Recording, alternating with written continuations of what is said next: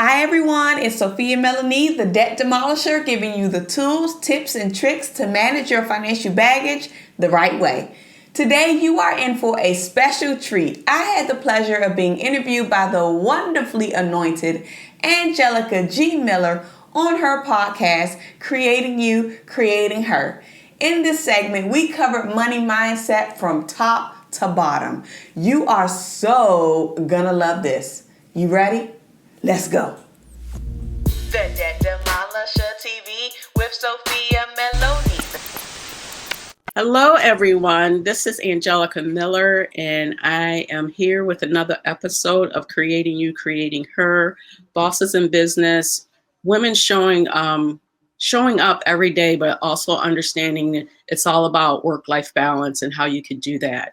And our episodes always focus on mind and body, family and friends, your career and business, and financial abundance, because those are 4 core areas of everyone's lives. And even though we're in business, other things are going on outside of our business lives. And we need to know that we're not alone in this journey. We need to know that we're all not perfect. We also need to know that we're lifelong learners, and to be able to bring phenomenal women into this platform to teach you about those different things, it means so much to me. And today I have the blessings of having Sophia Melone here with me. Oh, say hi, Sophia. Hi, everyone. Today, we're going to be talking about the importance of a budget and understanding your money patterns. And before we dive deep into that, Sophia, can you just give us a little bit about your background and how you touch people's lives with your gift? Oh, thank you. First of all, I just have to say that I'm so honored to be on with you guys. Angelica knows that I absolutely love her to pieces. So it's just an honor to be here on this platform to kind of share and have this conversation with Angelica. So thank you so much, Angelica, for creating this space. But I am, of course, Sophia Melone, also known as the Debt Demolisher. And one of the things that I do is I help people cultivate a healthy relationship with their finances through the area of coaching, training classes, as well as workshop facilitation. My professional background is that I'm an accountant. So I've been an accountant for over 14 years now. And I've just always kind of been a numbers person, but my personal finances didn't always kind of commingle with my professional life. And so it just took an instance of me experiencing that awareness, like, whoa, I am not doing well in my finances personally, and I need to have that shift. And so once that shift happened, I just started helping people with their finances, their budgeting, and it just turned into this ultimate passion that I absolutely desire, because what brings me the most joy is seeing people transform financially and getting out of that space of I can't do this to wow, I actually did do this. So that's kind of like the gift that I bring to the world. I have a unique gift of really connecting with people in an intimate way and a non-judgmental way as well when it comes to personal finances. So I would say that's my gift. And it is such a powerful gift. I think Sophia and I have known each other for about 2 years. It might be a little bit over 2 years now. We both met in a community. We had the same coach at some point in time, and we met in that community. And then I saw a video of her and our business coach at the time, which really connected with me. And I then started following her. And just to give you a little bit of background, and I actually spoke about this, Sophia had me come into one of her group coaching programs to speak to her new students that they're going through a program right now. And then one of the things I had mentioned to them was I follow Dave Ramsey, I follow Rachel Cruz and so many other financial people.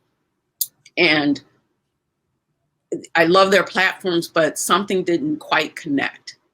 But when Sophia came into my life, thank you, God, it was just like this instant connection to see that how genuine she is. And going through 2 of her programs, the tools and everything that she uses is just phenomenal. I've learned things that I've never heard about as an adult, never. And I've done used Dave Ramsey's tools, used Rachel Cruz's tools. And although they are good, they just did not connect with me personally. I love that one-on-one connection. And even though you might be in a larger group, you still get that personal touch from Sophia from beginning to end and then afterwards. So I was just in awe, and I wanted to bring her on this platform because, one, she paid off $83,000 in 21 months. I was just like, when I saw that, when I first met you and saw that on your website, I was like, no way. And that, to be debt free is a dream of mine, and it's coming. It's coming. And then, you took your credit score from 619 to 800. That was amazing. Well, that was actually one of my clients. Your clients? Okay, that was one of your clients. So 619 to 800. That was amazing. And didn't he do, that was a he, right? Yeah, it was a he. And he did it in a short period of time. 40 days. I'm just like, that's just amazing. 40 days. And so to this day, I thought I remember talking to you, you paid off $260,000 as of today, as of date. As of today, it's $288,000. Oh my goodness. That is just amazing. Just amazing. Mm-hmm. So I'm like, she has so many accolades that from just all her students and from what she's done. And she's just has that true passion and that gift. So that is why I'm so excited to bring you here to talk to us, because I feel, the budget is not only your personal, it's also the business side. You kind of have to monitor both. And I really started working on my profit and loss. And to see that whole spreadsheet that I have for that was just like, okay, it just really makes me like, yeah, this is a true business now. It really makes you feel that way, So, and then on my personal side, going through the program with you and seeing where I was to where I'm at now, and I still have some way to go, but it's just amazing to see the numbers change, into that positive effect. So that's why I'm so glad you're here with us to talk about the importance of budget and understanding our money patterns, because I didn't understand my money patterns at first. Mm-hmm. I really didn't. I never had someone just formally show me, growing up. It was like, you just paid the bills and that was it. As long as nobody was calling you on the phone, you were okay. Yeah. So before we get into our sister talk, I just want to ask you, what book, quote, or scripture inspires you every time you read it, and why? Now, this one is a tough question because I have multiple scriptures, but I would say my top one will probably always be Psalm 91. And so that's he who dwells in the secret place of the Most High shall abide under the shadow of the Almighty. And one of the reasons why this scripture speaks to me so much is because I truly believe, and I know without a shadow of a doubt, that God covers me each and every day. Mm-hmm. Even though I've gone through so much in my life, even though I've had a lot of responsibilities, as you said, I know that there are countless times where God has kept me, where he has shielded me, and I know that I'm in his secret place. Yep. And so that's one scripture that really brings assurance to me, not only protection, but like I said, that assurance. And that's one of the most powerful scriptures, not only just the scripture, but the entire Psalm. It's powerful. It's one of my mom's favorite as well. Oh, wow. That's a good one. And I'm going to have to relook that one up when we get done. That is, every day I see, little things that God is like, oh my goodness, how did I get through that? And it's just, but God, especially with the stresses at work, us still dealing with the pandemic, you're dealing with family, trying to take care of your parents. And I know how stressful that is because I had to go through that before my mom and dad passed, so it weighs heavy some days, but he's got you every single day. So single day. Yeah. Every single day. Yep. So we know you paid over $280,000 off so far. So far. Going back to day one, when you finally decided enough is enough, what were some of the steps you took and routine? What routine did you put in place to help you get to that first 83,000? Okay, so the first step after picking my gut off of the ground and being in total complete shock and disbelief that I was in over $365,000 worth of debt before the age of 30, the first step that I did was I decided to do something different. A lot of times when we see that number of, oh, this is the amount that I have to tackle, we get into that space of sometimes being stuck where we feel like, oh, I feel totally defeated. There's no way that I'm going to be able to get out of this. And agreement, right? Yeah. There's no way that I'm going to be able to get out of this. And so when you're in that space, you have to choose either you're going to stay where you are and continue to go further down, or you're going to choose to do something differently and actively make some decisions to get out of the space that you no longer want to be in. And so instead of me being in a space of, oh my gosh, I feel so defeated, I feel so dumb, like, how did I get here? I decided and I said, you know what? The first thing that I have to do is no longer put myself in any more debt. So I decided to shift and I decided to embark on my debt freedom journey. So that was step one. Step two was actually surrounding myself and getting the knowledge that I did not know. So even though I was an accountant, I went to school, I had a bachelor's degree in accounting, I had an MBA in financial management, I knew all the corporate stuff, right? But I didn't know a whole lot about personal finances, obviously, and it showed in my own personal financial statements. And so when I started to say, what did I not know? Like, what was it that I don't know about this? How can I get myself out of this? So I started to listen to podcasts. I went on Pinterest and I started to say how to get out of debt. And I found all of these little boards and these little articles. And honestly, I came across this podcast called the His and Her Money Show. Now, this was years ago. I came across their podcast and I just started to listen to their debt freedom stories. They would have people on, they would share different things about what they did and how they're still on their journey. And it really inspired me, Angelica. It really inspired me. So I started to listen to their stories. I got Dave Ramsey books too, just trying to get acclimated with that knowledge, the personal finance side that I didn't know and wasn't taught on how to do it. And that's the knowledge that I began to gain. After that, I started to put things into action, right? So I'm listening to podcasts, I'm listening to interviews, I'm reading books, but I'm also going into application mode. And so the next piece of that was, okay, how much debt am I in, right? So I've already identified how much debt I was in. Now I need to say, okay, what am I doing with the money that I have? And so that's where it goes into looking at your patterns. And the only way that you can look at your patterns is by looking at the data. So many times we don't want to go back and look at our history. We don't want to go back to see what we're charging. We don't want to go back to see how many insufficient funds that we done had hit our account. Come on, somebody. I was like, if I don't see it, it's not happening. If I don't see it.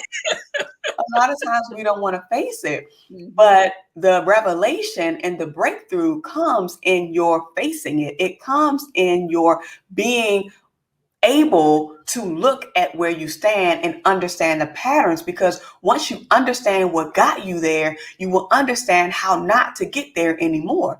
So I say this quote a lot when I'm speaking at conferences and different things of that nature. But I always say people get so excited to hear about how much debt I paid off. But I said, yeah, that's the highlight. But if you pay attention to what got me here, then you would know what not to do. And so what I mean by that, what got me into $365,000 worth of debt in the first place? And that is where the habit identification begins to come into play. So I started to look at all of my transactions. I started to look at my income. I started to look at all of these different things. And I was like, whoa, all of my money is going to debt payments. So what do I need to do? I need to get out of debt. So I started to restructure my finances. I started to restructure the income that I was receiving and saying, okay, if this is the goal that I want to reach to get myself out of debt, how can I repurpose the income that I am getting to allow it to reach the goal that I would like it to reach? So that meant putting myself on a budget. So I put myself on a budget, really strict budget. Now, I was extreme. Everybody may not be extreme as me. So because I'm a caregiver to my mom, I was managing 2 households. And so mind you, I had a lot of responsibility at a very early age. And so with that came me managing 2 households on 1 income.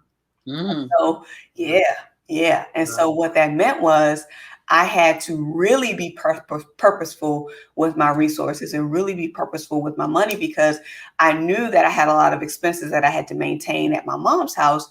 But at the same time, I have this goal of wanting to pay off all of this debt.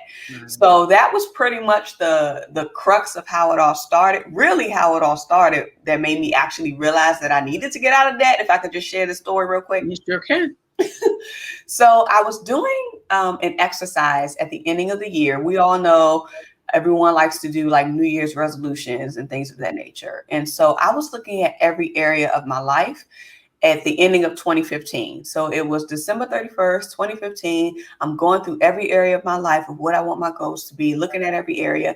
And I get to the finances. And I did this exercise whereby I looked at my total year-to-date pay stub, right? Because the W-2s hadn't come at this point. So I looked at my year-to-date pay stub, and then I compared that to my bank balance at December 31st. And when I looked at the two and I saw all of my W-2s, added up all of those amounts, because I was working 2 and 3 jobs, and I compared that to my bank balance, it was drastically different. I grossed over 6 figures, but I only had less than $10 in the bank. And so that was really eye-opening for me, because I said, how did I gross so much in income within a year, but I don't even have $10 in my bank account? It just didn't make rational sense. So just having that awareness is what really put me on the path to say, whoa, I need to do something different. And I really need to pay attention to how I'm handling the resources that the Lord has blessed me with. Whew. Yeah. There was one exercise you had us do in the last program I was with you, and that was to go back and look at your history from the first time you started working till now. And I was so amazed at that. Like I've been a millionaire. Yes. And didn't even know it. When we did that exercise, I was just like, whoa. Something's got to really change. I have been a millionaire and didn't even know it. You know, from working from 16 years old to where I am now. It was just that exercise was such an eye opener for me when we did that. You know, and I think it was for everyone in the group at that time when you had us do that exercise and truly see what was tagged to our Social Security number and how much we made. Yep. And not only that, but to give you the reassurance that you've done it once so you can do it again. Right. It won't take as long, right? So even though, you know, it's been quite a few years, and that's just one income source type. Can you only imagine if you really put in your hearts, your efforts, what that capability could be? You could do it 2, 3, 4, 5 times over. Right. Yep. And that definitely set a fire. Set a fire. A lot of things we did in our class set a fire, but when I saw that, I was like, I've been a millionaire. You know, so it was just like, wow, that's just wonderful. What's the importance of the why? Like when you created your why, what's so important about that when it comes to your finance? I know we always say, what's your why for your business goal and stuff like that. But when it comes to your finances, what's the importance of it, and how do we make it strong enough to keep us moving forward? I'm so glad that you asked this question, because the why is probably the most important piece that you're going to need when you're embarking on a financial freedom type journey. And the reason I say that is because you are going to be challenged along this time. It is not going to be easy breezy, like, oh, I'm just going to be able to keep going. No, you won't dip a couple of times. You're going to dip. You're going to have to make some choices. You're going to have to make some decisions. There's going to be some trade-offs. And the only thing that's going to keep you going is your why, right? And so I had instances as well where, because I was so extreme with mine, I wouldn't even recommend anybody be as extreme as me. But when I say I cut everything off, I cut everything off. And so I was really extreme. And so in this journey, sometimes you can go through a space of loneliness, right? Because people may not necessarily understand your journey in the beginning until you start seeing some success. Then they're gonna be like, "Oh, tell me what you did. Tell me what you did." Then they're going to want to jump on board. Right. But when you're going through, a lot of people won't understand why you're doing what you're doing. They won't understand why you are declining certain invitations to attend events. They won't understand why you are choosing not to attend a special occasion. They're not going to understand why you're choosing not to purchase gifts for Christmas. They're not going to understand why you're choosing not to travel at this given time. Because one of the things that I always share with people is that there's going to have to be a sacrifice made if you are willing temporarily, just knowing that it's temporary and it's not permanent. But when you're in that struggle and when you're in that fight, you're going to want to give in and revert back to old habits. Right. And the only thing that's going to keep you moving forward and it's going to pull you away from those old habits is you focusing on your why. And so I had to put my why in front of me every day in the form of an affirmation. So Angelica, I don't know if you remember this when we did the goal setting workshop live. This was like back in 2019. And I had you all decide what your top financial priority is. And then based on that, you had to expand on your why, because that having that reminder is what will keep you going when the going gets tough. Right. And for you to be able to build a strong why, it has to be authentic. Can I just share? It has to ring true for you and not what you think it should be based on what other people may be doing or what other people may be saying or what other experts or people that are going through the same journey as you may be saying. It has to be a true why for you. So for example, I can be honest and be frank. My why for getting out of debt was because, of course, I was tired of being in a rat race. That was my initial why, right? Then when I started to shift focus to say, okay, I'm getting myself out of debt. This is a whole nother conversation too that we can probably talk about, but I was getting myself out of debt, but I still didn't have any money. So as things was happening in my life, I had to put things back on the credit card. So it was almost like I wasn't really making a lot of movement. And when I realized that, okay, I need to start building my reserve, I need to start having cash in the bank, my why changed again. So I changed my why based on the goal that I'm making, but I'm making sure that it's true to me. So transparently speaking, I didn't come from a wealthy background, right? I've been a caregiver to my mom emotionally since the age of 5 and financially since the age of 23. So I've been doing this for a while. And in my upbringing, we didn't have everything. I remember the times where we had to get food from food banks. I remember times where, I had to wear the same shoes for multiple school years, and not really multiple school years, but every other school year because my shoes were too small, right? So we couldn't get certain things. It was just a lot of dynamics. And so one of the things that I realized that my why is that I never wanted to be in scarcity. I never wanted to put myself in a position where I could not take care of myself or I could not get the things that I needed. So my why was, when it came to building my cash reserve, was for security and for security only, for the security of my mom and the security of me. So my reason may not necessarily be your reason. So you have to think about what is true for you and what will actually bring healing to something that you may have experienced in your past that you truly want to overcome. And then the next thing I want to share too really quickly is when you develop your why, it's okay to revisit it. It's okay to expand upon it. But the thing that you want to do is keep it in front of you at all times, because sometimes you're going to need that thing so that you can pull on to say, okay, I may have had a dip in this moment. I may have not obliged to my budget in this moment. I may have overspent on my credit card in this period, but just know this is my reason. This is why I'm doing what I'm doing. Not for fame, not for recognition, not for just to be, to be praised, but to know that, okay, my why is strictly tied to whatever your why is strictly tied to. But for me, it was my well-being for myself and for my mom, who I love so dearly. So does your why transition to your business side too? Because you own your own company. Are you using that for that piece too? Or is that just your personal why for your personal finances? Yes, so that's my personal why for my personal finances. So I'm going to be honest and frank with you. I did not have any intentions on turning my coaching into a business, right? Mm-hmm. Because first of all, I just love to do it because I just love to help people. And I got really excited when I was helping them out and they started to get all these results and they were sending me text messages. Oh, I paid this off, or I did this, or I did that. It would just light up my whole entire world, right? Right. And so I was in a business coaching class, not the one that we were in, but I was in another business coaching class prior to us meeting. Uh-huh. And I was in there for something completely different.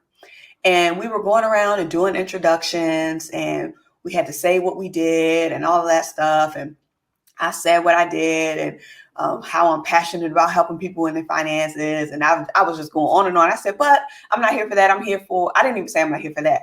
But I said, but I'm here because I wanted to grow. Like I was in like network marketing. So I wanted to grow my network marketing business. And then the coach stopped me and she said, wait a minute, you were so passionate talking about, how you love to help people in their finances and this and this and this and that. She was like, maybe you need to be focusing on this. And it never dawned on me. And so a lot of times for me, because you asked about my why in my business. Mm-hmm. So my why in my business is solely tied to the transformation of others. It has nothing to do with me, right? Okay. And so for me, I would just want to be able to help 100 million or 1,000,000 plus people transform their financial life because I understand or I know the feeling and the joy and the release that it can bring if you allow yourself to experience that. But it wasn't until a coach brought it to my attention that your passion could actually be a business. What you're gifted in could actually be a business. Mm-hmm. You just have to turn your eyes to allow that experience to happen for you within your business. So I want to thank my coach at that time, Susie Carter, for that insight. And she was so right because every time you talk finance, your face lights up. Even in our class, when we were in our class, and I think the last one was 6 months. Were we in there 6 months? The last one?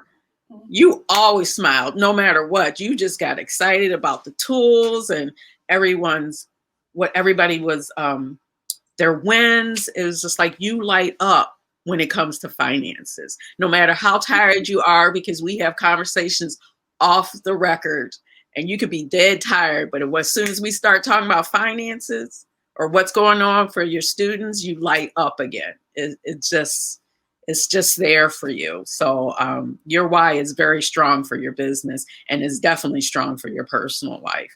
So thank you for sharing that you can have two different whys. They don't have to be the same thing. Yeah. So our next topic is, I just wanted to, let's see. One of my coaches is here, Stacy Walker. Hi, Stacy. This is Sophia is my finance coach and Stacy is my business coach. So it's so nice to have you here, Stacy, with us. So our next question is, what are some of the key items we need to have on hand to better understand what our money patterns are? Good question. So number one is awareness. Now, probably the things that I'm going to say in response to this question is probably going to be less tangible and probably more intangible, because a lot of times when it comes to money, it's an emotional thing, right? So obviously we have access to tools, but a lot of times our problem is utilizing the tools. Right. And so when it comes to the couple of items that you'll need, number one, you have to have a level of awareness. And so are you willing to even look at your numbers, right? Because remember you were saying, like, I didn't even want to look at it. No, I didn't. Yeah. You have to have that level of awareness. You have to be willing to look at the numbers, and not only just look at the numbers, but understand that the numbers will not hurt you. The only thing that will hurt you is your avoidance of it. So as long as you continue to avoid your numbers, you're not going to be able to transform it in a way so that it does benefit you and the legacy that follows you. But so number one, awareness. The number two thing that you need in order to really understand your money patterns, is that the right question? Yeah, understand how to better handle your money patterns. Number two is you have to be willing to dissect it, right? So it's one thing to kind of have a general idea of how your money is going, but sometimes you really need to break it down and put it in different buckets. So Angelica, you know this, we have the earn category, right? Technically, every source of income, every source of transactions that is funneling in and out of your hands should be placed in a bucket somewhere.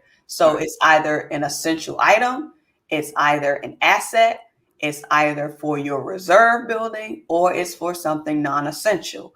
And so your job is to categorize all of your transaction sources, as well as all of so that's your income and your expenses coming in and out of your hands, putting that into a place so that you can analyze it. So if you go back and look at a month's worth of activity and you see that 90% of the income that you've received went into the non-essential bucket, then that's something that you probably need to take a second look at and begin to revisit to say, okay, how could I repurpose these resources that I'm receiving to put it in a bucket that's actually going to benefit my bottom line long term? So that will fall under the asset category, or that will fall under the reserve category.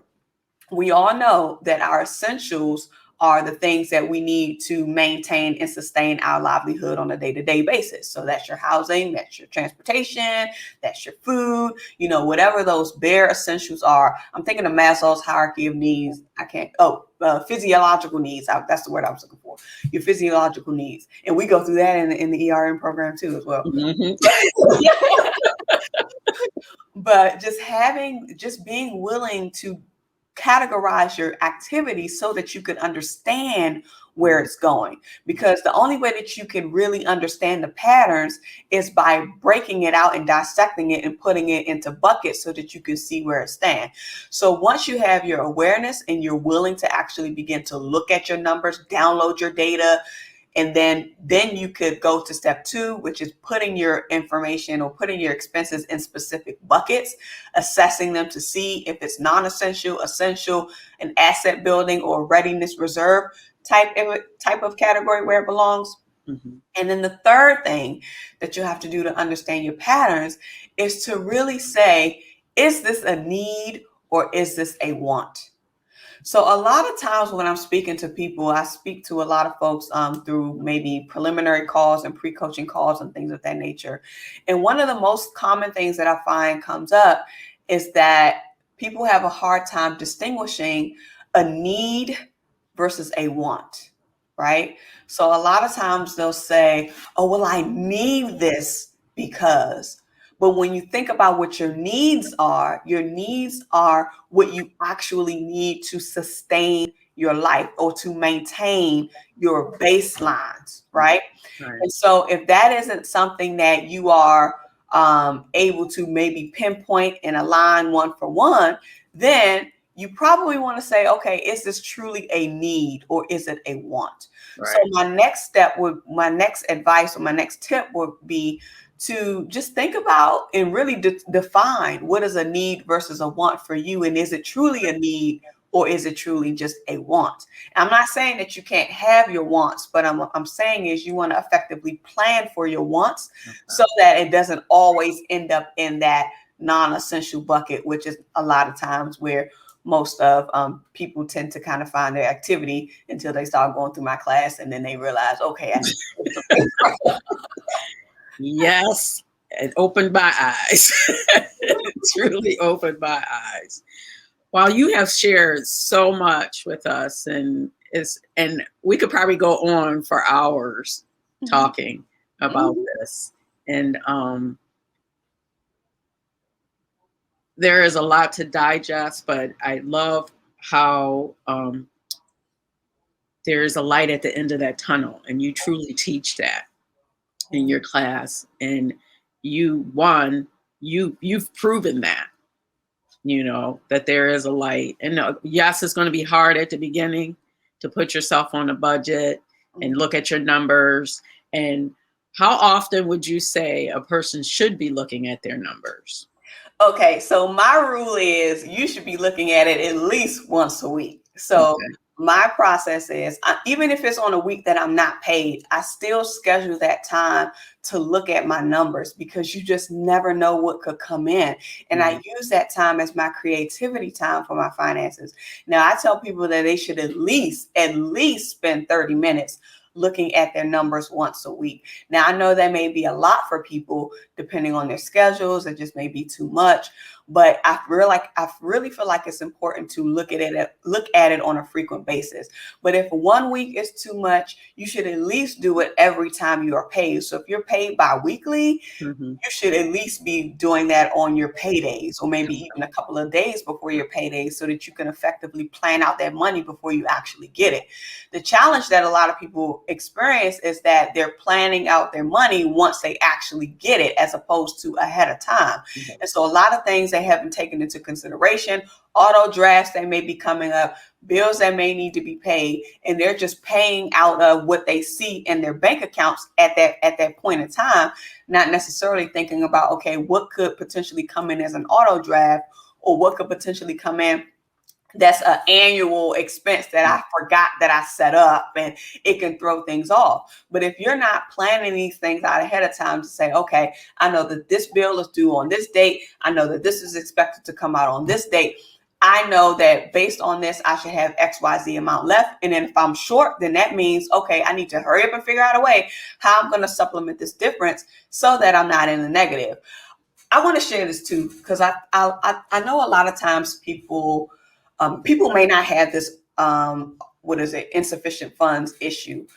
But I did a training on this in my class, a private training on this in my class, talking about how much the banks get paid through insufficient funds. And this is public information. You can go on any bank's website, pull up their financial statements, and look at the line item in their financial statements that talks about how much they earn through consumer fees. So consumer fees are insufficient funds, charges, and they actually break it out like based on the type. You'll be surprised at the billions of dollars that the banks are earning from insufficient fees alone. When I shared that in the training, they were stoked. They were like, oh my gosh. Because if you think about it, you could go in the negative inadvertently by $1 and the bank is going to charge you $35. Right. So extrapolate that by how many people have bank accounts that's not really managing their money effectively. And they're just thinking, oh, okay, well, it's only $35. That $35 adds up, and you're willingly contributing to the bank, getting millions and billions of dollars off of insufficient funds, and especially if you're doing it on a recurrent basis. I just want to point that out. Right. Wow. Yeah. I never even thought about what they're actually making off of it. Oh, yeah. Never thought about that. Survive off of the fees and the interest. Wow. So we're going to go to a little lighter side. Okay. What's one thing? So those of you who don't know, Sophia, she loves Lisa Nichols like I do. She has been a coach with Lisa Nichols. I think it was 2020. Yes. 2020. Yeah. 2020. Lisa Nichols held a 7-day conference, and Sophia was one of the coaches in there helping. And it was just amazing to see the whole process of the coaching team that Lisa Nichols had put together for her event. What's one thing you learned from Lisa Nichols that you know has really taken your personal and business life to the next level? Honestly, there are so many juicy nuggets, so many insights that I've been able to gain from Lisa. It's like insane. Just like being in the room with her, being at the table with her, she'll Right. just drop a gem, and it you would just be like, whoa. Like, I think a lot of times people don't even really pick up on it because she Mm-hmm. spits them out like fire. Yeah. But one thing that I can say that I always pull on, right? Because I feel like when you said what makes the biggest impact for me in my business, I would honestly say it's the exercise or the phrase that she uses about pausing on the negative and playing on the powerful. And I say that because I'm a person who struggled with personal insecurities. I'm not afraid to tell on myself. Mm-hmm. Okay. So in the past, I had a lot of personal insecurities. And what that meant was not only did I spend a lot of money on other people to feel love, I spent money, on myself and things of that nature to feel better about myself. And what I'm saying is because a lot of times we have our negative self-talk that tells us that we're not good enough, that tells us that we're not going to be able to do this, or that tells us nobody wants to buy from me, or no one wants to work with me, or no one is going to do this, or I'm never going to make it, right? Mm-hmm. And one thing that I've learned from Lisa is that you have to pause on that negative self-talk and play on the powerful. And what she recommends and suggests is that for every negative thing or every negative thought that may come into your mind, transfer it by creating a positive thought that's opposite of what you are saying, so that you can stop playing that negative talk, saying I can't, I won't, or even responding in a what is it, in a rash way. Because sometimes people may say something, you may be in a room, somebody may call you out your name, they may do something that may make you feel disrespectful in some kind of way. And so in order to keep yourself poised and to keep yourself intact, she uses the strategy too, to pause on the negative, to keep her from saying something, and then it'll keep her calm. But for me, I'm using it for a space to reinforce myself in a positive light, like the positive energy and things of that nature, instead of thinking of all of the bad things, or thinking that I'm not good enough, or things of that will play into your mind, that could allow me to continue to move forward, not only in my personal life, but in my business. Because there's been times where I wanted to give all of this up, right? Mm-hmm. Like, is it really worth it? I feel like I'm putting all of this effort in, nothing is happening. I'm just feeling all of these emotions, and I have to remind myself, what have you set out to do, right? What is your gift? How have you helped people transform? What people need you. It's not about you, right? Mm-hmm. People need what you have. So you can't put yourself in a Debbie Downer state. You can't tell yourself that this isn't going to happen, because if God placed it inside of me, that means it is meant to be birthed and released. So I have to do my part and make sure that happens. And pausing on the negative and playing on the powerful is one of the things that helps me do that. Yeah, I have to talk to Greta a lot and put her in her place. That's my alter ego. I had to name her because it just wasn't working. So I had to name her, because when Greta comes up, I really was like, I'm sitting there listening to her like she's a girlfriend who knows everything. Mm-hmm. And it's just like, no, that's wrong. That's right. That's wrong. Mm-hmm. And it's just like, thank you for letting me know that. But, it's just that negative self-talk. I'm sorry. It comes up for me at least once a week. Mm-hmm. It does, to be honest. Mm-hmm. Where I, questions like, why am I doing this? Who am I really serving people? Or should I just give this up and just do a 9 to 5 and call it a day? But I do really enjoy what I'm doing. But there are days where, that imposter syndrome pops up. Say it. It pops up, and it's real. And I know we all feel it. Mm-hmm. We all feel it at some point in time. Yes, indeed. But no, I love that. And I'm just such a fan of Lisa Nichols. Just been a fan of hers for a long, long time. I think I first saw her when she was on Oprah's show for The Secret, when The Secret first came out. And it was like, who is that lady with that beautiful lion mane? Because her hair was real big at that time and that orangish color, and was hooked on her ever since the Oprah show. Wow. Yeah. So what words of wisdom can you share with the sisters to help them as they face obstacles in their financial journey? The word of wisdom that I could share with those watching who are embarking on their financial journey and they may come across obstacles is to understand that the obstacles are a part of the process, right? And so, like I said in the beginning, that this isn't going to be a smooth sailing ride all the way up to the peak, and there's never going to be a valley. Mm-hmm. So, there's always going to be a valley, but you have to make sure that you are positioning yourself to brace the valley so that you can begin to push yourself back up out of the valley and toward the peak. And so what I mean by that is when you are in a journey like this, you kind of want to prepare yourself for the obstacles, right? Just to say, okay, I know what's coming, so I'm going to brace myself for it. So Angelica, you know, in one of the goal setting courses, one of the modules inside of the course talks about identifying those obstacles that could potentially get in your way. Mm-hmm. And the reason why we do that is so that we could generate our game plan Right. to handle the Mm-hmm. obstacles and the hurdles when they come, because we know that they are coming. Mm-hmm. So my word of wisdom to you all is to brace yourself for the obstacles. Position yourself to be able to jump over that hurdle.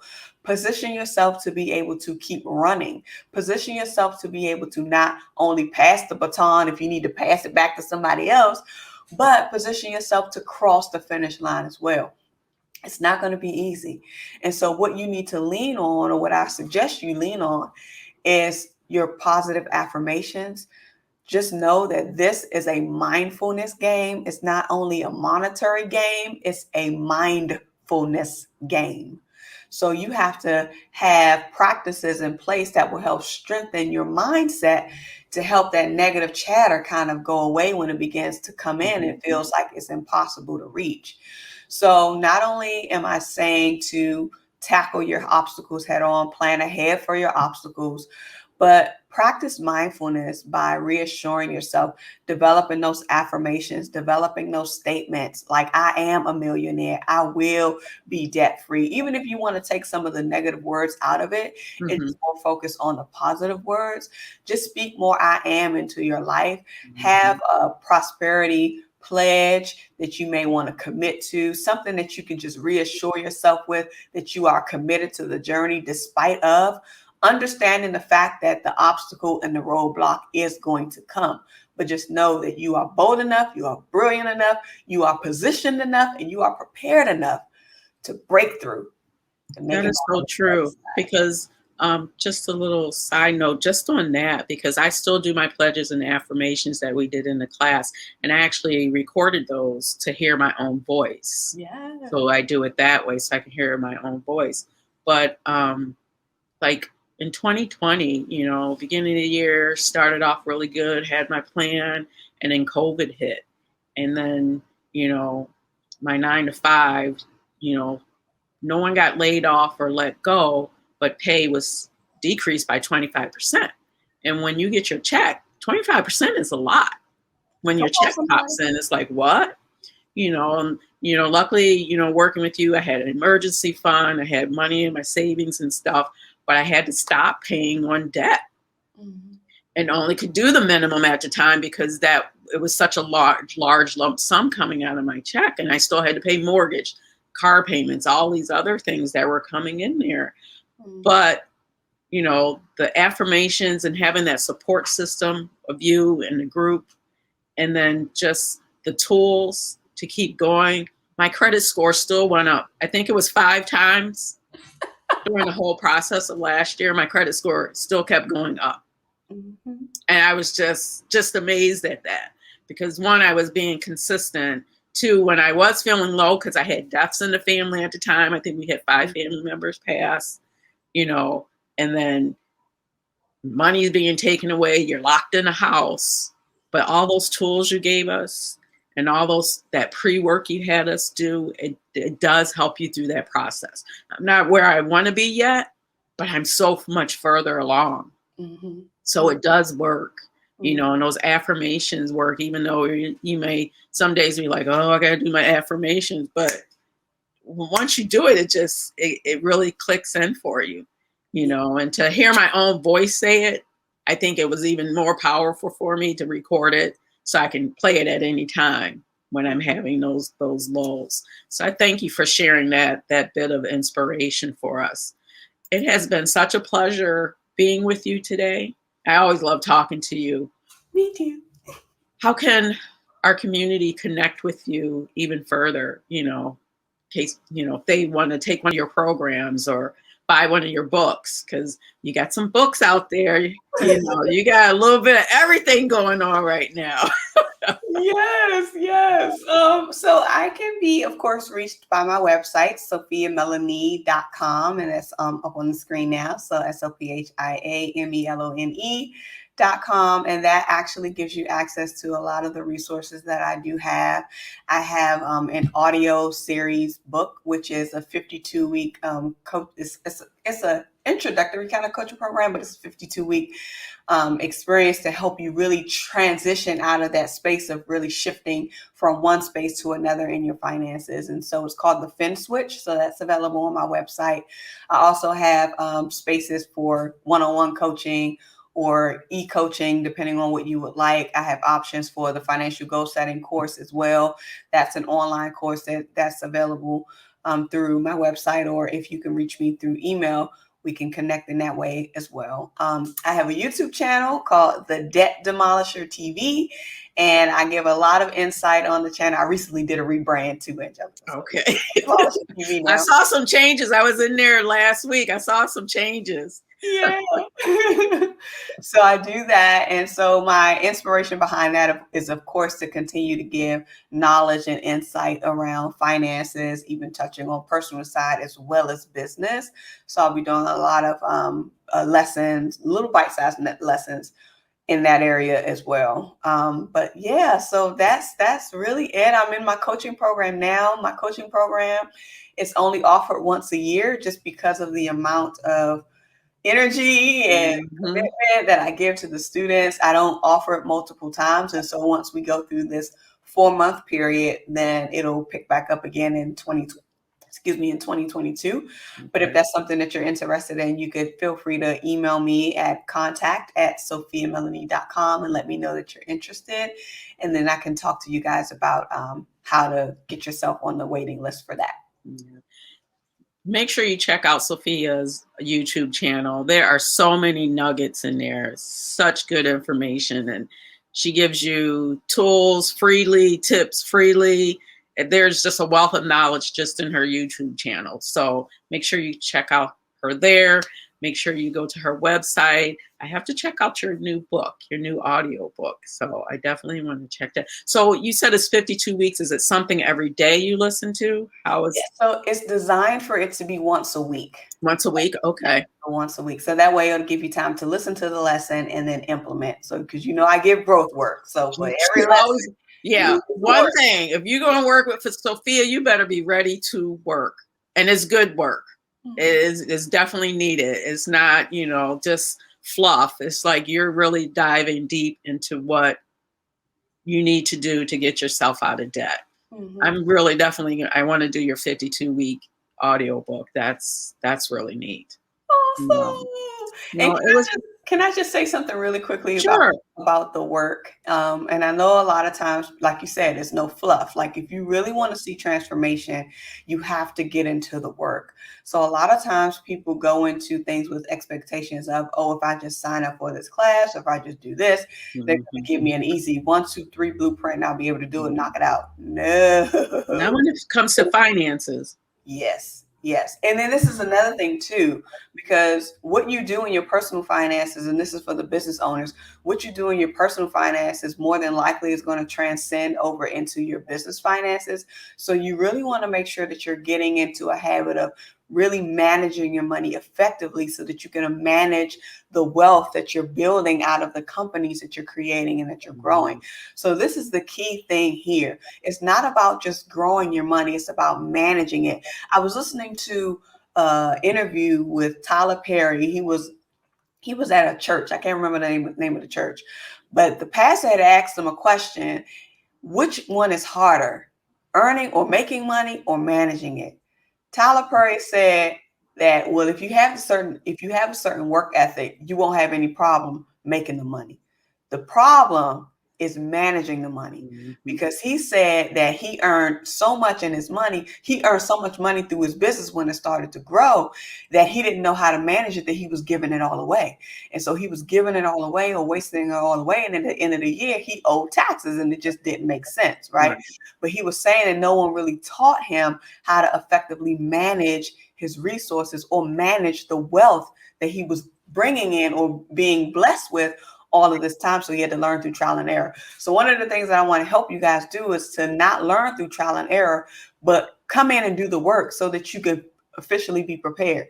I had a client that was in another class email me and say, Sophia, I just wanted to thank you for your class, because I unexpectedly came into inheritance. And she said, now I know what to do with it because of your class. And so this is why I'm telling y'all, it's so important, because you don't know what wealth is going to be coming your way. And if you aren't ready or capable to manage it, you're going to waste it and blow it or not know what to do with it.